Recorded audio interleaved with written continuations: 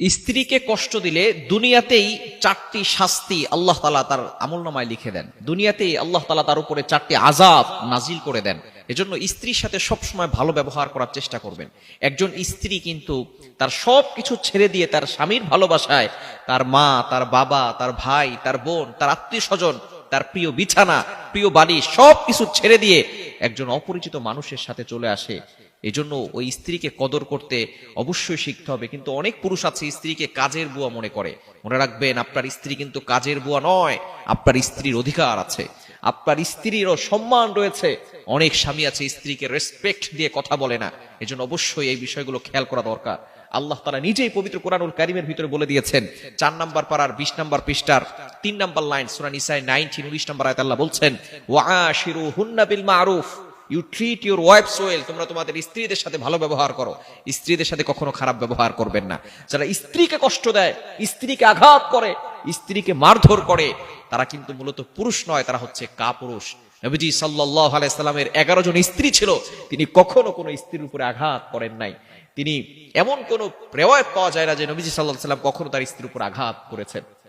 সুতরাং স্ত্রীদের সাথে ভালো ব্যবহার করবেন। যারা স্ত্রীকে কষ্ট দেয় তাদের জীবনে 4টি বিপদ, 4টি আযাব চলে আসে। নাম্বার 1 নাম্বার হচ্ছে, যারা স্ত্রীকে কষ্ট দিবে তারা তাদের দাম্পত্য জীবন কখনো সুখময় হবে না। তাদের জীবনে অশান্তি চলে আসবে, তাদের জীবনে শান্তি আসবে না, জীবনের শান্তি নষ্ট হয়ে যাবে। মনে রাখবেন, আপনি যদি আপনার লাইফে হ্যাপিনেস চান, আপনার লাইফে যদি খুশি চান, আপনার লাইফে যদি সুখময় করতে চান, তাহলে অবশ্যই স্ত্রীর সাথে ভালো ব্যবহার করবেন। স্ত্রীকে কষ্ট দিয়ে আপনি আপনার লাইফে, আপনার দাম্পত্য জীবনে কখনো সুখী থাকতে পারবেন না। 1 নাম্বার হচ্ছে আপনার সুখ আল্লাহ তাআলা নষ্ট করে দিবেন। নাম্বার 2, দ্বিতীয় নাম্বার হচ্ছে, স্ত্রীকে যারা কষ্ট দেয় ওই ঘরের ভিতর থেকে আল্লাহ তাআলা বরকত উঠিয়ে নেন। ওই ঘরে কোনো বারাকা থাকে না।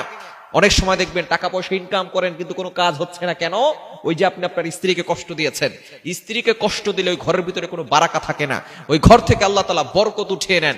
এজন্য অবশ্যই আপনি লক্ষ টাকা ইনকাম করতে পারবেন, কিন্তু আপনার ঘরের ভিতরে বরকত আনতে পারবেন না। বরকত এটা আল্লাহর পক্ষ থেকে আসে।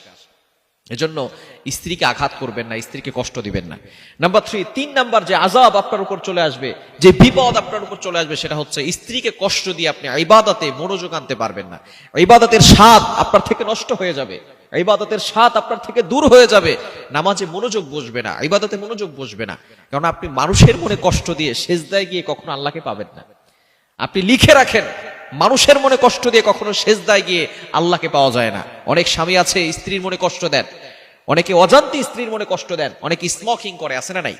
আপনি স্মোকিং করেন, আপনার মুখের দুর্গন্ধের কারণে মসজিদে ঢুকেছেন, যেখানে নিরাপত্তার জায়গা, যেখানে মানুষ শান্তি করে নামাজ পড়বে, সেখানে আপনার মুখের দুর্গন্ধের কারণে মানুষটা নামাজ পড়তে পারছে না।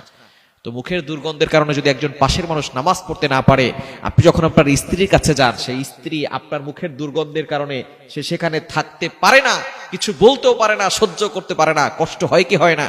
সুতরাং স্ত্রীকে এভাবে কষ্ট দিবেন না, স্ত্রীকে আঘাত করে, স্ত্রীকে মানসিক চাপ দিয়ে কখনো কষ্ট দিবেন না, তাহলে আপনার ইবাদতের স্বাদ নষ্ট হয়ে যাবে।